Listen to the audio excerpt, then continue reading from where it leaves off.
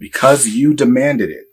Let's take a look at the Dark Knight's Metal Omnibus by Scott Snyder and Greg Capullo.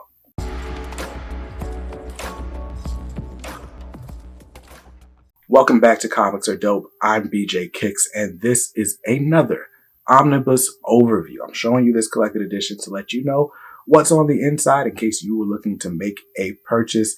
Of course, this one is brought to you by the good folks over at Organic Price Books, our channel sponsor, the best place to look for collected editions with great packaging, great discounts, and the best customer service in the game. Now, if you're interested in picking up this omnibus or any other omnibus edition, Organic Price Books is the best place to go. So use the code BJKicks at checkout. You'll save $2 on every order while supporting the channel. Or if you're placing an order of 3 books or more, like I just did, you can use the code BJKicks, ship it together. You'll get 5% off your order, and you'll like it. I promise you will. The experience has been awesome. Huge thanks to JP and the team at Organic Price Books for sending this book over for me to show to you guys. And without further ado, let's get into today's overview. So here we are, taking a look at the Dark Knight's Metal Omnibus, written by Scott Snyder, with art by Greg Capullo, Jonathan Glapion on inks, FCO Placencia on colors. And first of all, this is the standard cover, and a lot of people didn't even know there was going to be a direct market cover. Picture of that's on the screen. So go ahead and grab that one if you'd like it. Right now, all Omnis are, or most Omnis are, buy 2, get 1 half off at Organic Price Books, at least during the weekend while I'm filming this. So check out that sale. But anyway, what I love about this cover is, I don't know if you can tell, but all of these like metal accents, they're silver. They're silver foil. Only time, yeah, they're silver foil, and so they kind of glow a little bit, including this Dark Knight's Metal text. So I don't know how well that shows on camera, but cool little detail. Nice dust jacket. Looking at the back, Dark Knights are coming, and with them, the true father of Batman. So we've got all these different Batman from the Dark Multiverse. This collects the entire Dark Knight's Metal saga, plus all the tie-ins. So we've got Dark Days, The Forge, Dark Days, The Casting, Dark Knights Rising, The Wild Hunt, Batman the Red Death, Batman the Murder Machine, Batman the Dawnbreaker, Batman the Drowned, Batman the Merciless, The Devastator, Batman Who Laughs, #1, Teen Titans issue 12, which is the first appearance of the Batman Who Laughs, Nightwing 29, Suicide Squad 26, Green Arrow 32, The Flash 33, Hal Jordan, The Green Lantern Corps issue 32, Justice League 32 and 33, Batman Lost #1, and Hawkman Found #1. Whole lot in this omnibus. It's got a retail price of $150. You can find it for less out there. You shop with our channel sponsor, OPB. Let's take this dust jacket off. I'm going to show you something cool. And this is actually something that sort of carries over. If you got the Absolute edition of this that came out just, a month ago? But Absolute Dark Knight's Metal had this diamond-plated effect on the hardcover, and you got that same thing repeated here on the Omni. Dark Knight's Metal Omnibus, that's the spine, and same diamond plate. So all that's there. I already stretched the spine out, so let's just go ahead and open up this bad boy. So Dark Knight's Metal. First of all, what you'll want to know is, hey, is this collected in reading order? We got our, credits right here. And then we got our table of contents, which answers that question. The answer is yes. This is collected in reading order, or like in publishing order. So you got The Forge, The Casting, so that's like the prelude, Dark Knight's Metal, Chapter 1, Issue 2, and then you start getting with the tie-in. So Teen Titans 12 is here, Nightwing, Suicide Squad. So not to worry, this book is meant for you to pick it up and read it from cover to cover, straight through, with no issues. So here we go. We're getting started with Dark Days, The Forge, #1. And of course, as of right now, I don't see any page numbers. As a matter of fact, there aren't any. So Dark Knight's Metal. This event took place, I want to say 2017, 2018. And as a matter of fact, maybe doesn't tell us right here. Well, Copyright 2017, 2018. So yeah, this took place between 2017 and 2018. An event helmed by Scott Snyder and Greg Capullo, who previously were renowned for their seminal run on Batman. They did Batman during the New 52, and it's a fan favorite thing. They're the ones that brought you the Court of Owls, 0 Year, Endgame, the storyline where Jim Gordon becomes Batman. Was it Super Heavy? I don't remember.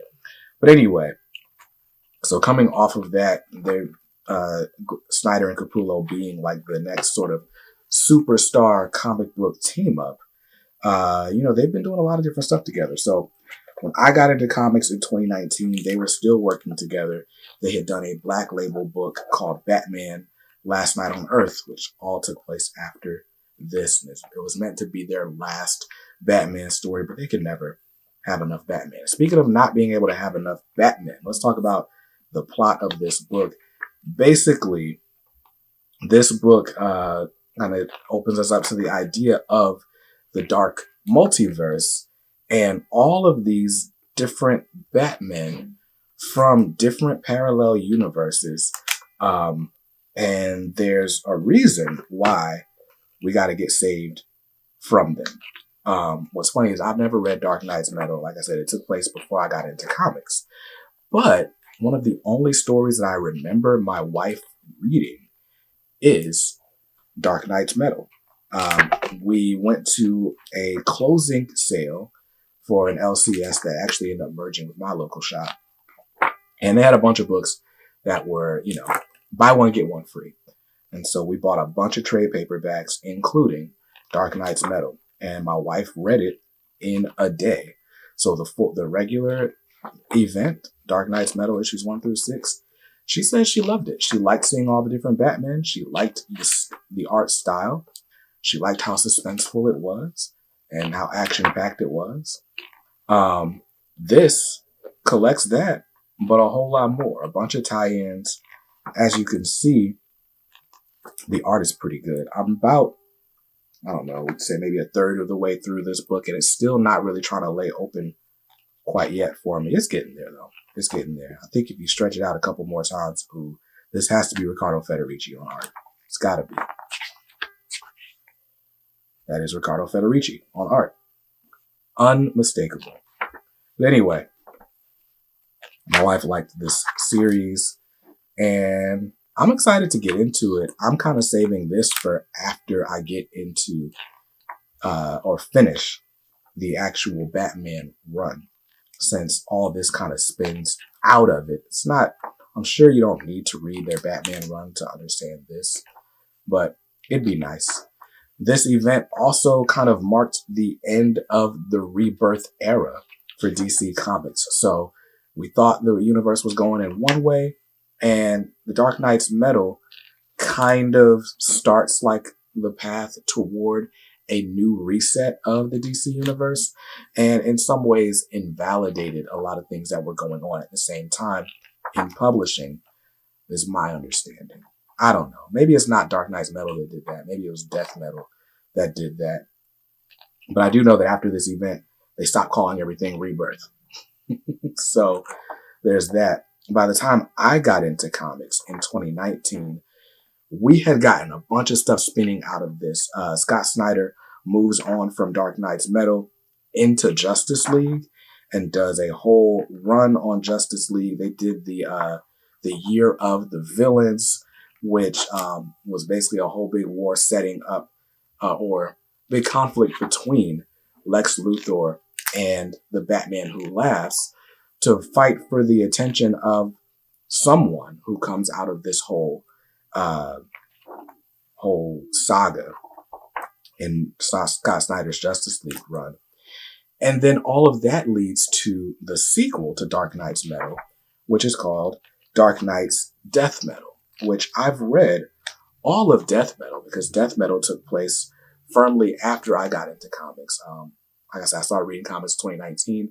Death Metal took place toward the end of 2020 and led into this whole Infinite Frontier saga, which led into a future state and all of those different things.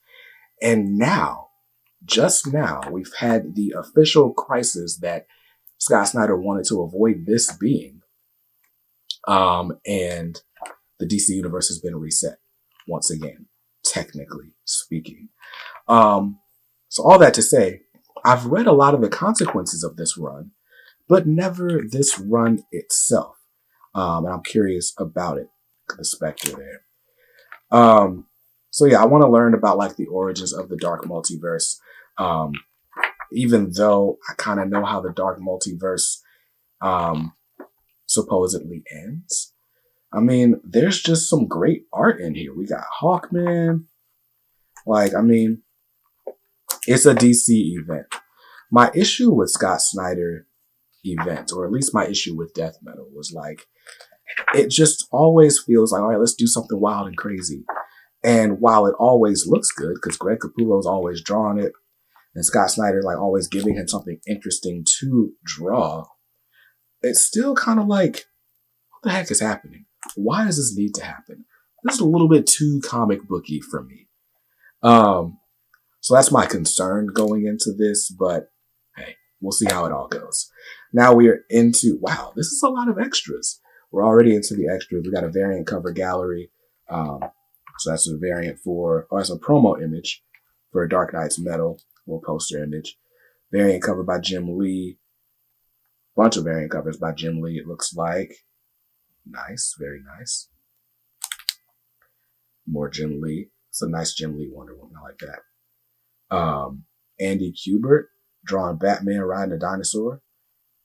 It's weird, like Court of Owls looking Batman. I think that's what's going to be the most fun about reading Dark Knight's Metal is the different amalgamations that you get, right? You got the Batman Who Laughs, which is clearly like a amalgamation of the Batman and the Joker. But then you get Red Death, you get like this Flash looking Batman. You get Flash, or you get Batman just mashed up with so many different heroes and villains from the DC universe. And it's going to be interesting to see like what kind of powers they have, what kind of intelligence these Batmen have, and how challenging it is to overcome them for the fate of the universe. So I think it'll be a fun ride, even if it like isn't going to feel crazy consequential, you know, it'll be fun. And like I said, it was great to look at. So more credits here, creator bios, Jonathan Glapian, Scott Snyder, Greg Capullo, FCO. And that's the end of the book. So all in all, a cool book, one that I'm excited to get into. I can't lie. This one isn't going to get read anytime soon, I should say. There's just so much in front of it on the reading pile. I'm reading like more classic Batman stuff. I'm still in the middle of the Morrison run. And then I'm kind of taking a break from Batman for a little bit. But yeah, so I'm taking a little break from Batman personally in my reading. But as soon as I get back into New 52, or right after I finish New 52, I'll be reading this, Dark Knight's Metal. And I think it'll be a lot of fun. I'm just kind of, the DC Universe and all the resetting they've been doing since I got into comics, I'm not excited to read about it. I'm ready to get into the dawn of DC, this new stuff. But I can revisit this later. And that's my plan. So that was my overview. Again, shout out to Organic Price Books for sending this over for us to give you an overview. If you want to buy this, use code BJKicks at checkout. You'll save $2 on this and every order that you make using that code. I'll see you guys in another video very soon. Until then, hope you're staying awesome and reading something dope today. Peace.